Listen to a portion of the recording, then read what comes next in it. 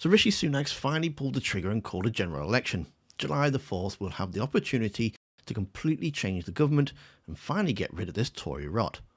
During his speech, it was the same old things. Labour don't have a plan, stick with those who have the plan is working well, all that nonsense. And he stood there in the rain, getting absolutely soaked.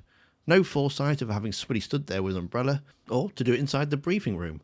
I mean, he's supposed to be the leader, and this is how he leads. So, as he stood there looking like a wet, soapy dishcloth, he said over the next few weeks he's going to try and convince you all he's the man for the job. He's had 19 months to convince people. 19 months. He could have done stuff to turn the Tories' fortunes around. But instead, within the first week of him being in office, he reappointed Suella Braverman, who'd been sacked a week before for being a national security risk. And it kind of just went down from there. He could have been starting building those 40 new hospitals they promised. But he didn't. He could have done something to ease the cost of living for people. But he didn't.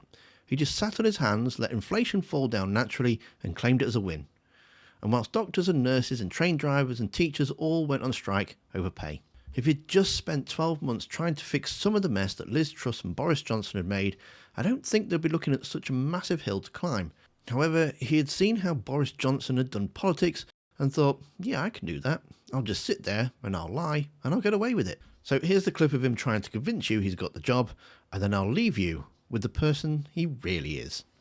Because I'm guided by doing what is right for our country, not what is easy.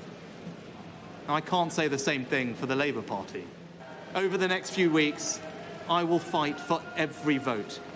I will earn your trust, and I will prove to you that only a Conservative government led by me will not put our hard-earned economic stability at risk, can restore pride and confidence in our country, and with a clear plan and bold action, will deliver a secure future for you, your family, and our United Kingdom. To make sure that areas like this are getting the funding that they deserve. Because we inherited a bunch of formulas from the Labour Party that shoved all the funding into deprived urban areas, then that needed to be undone.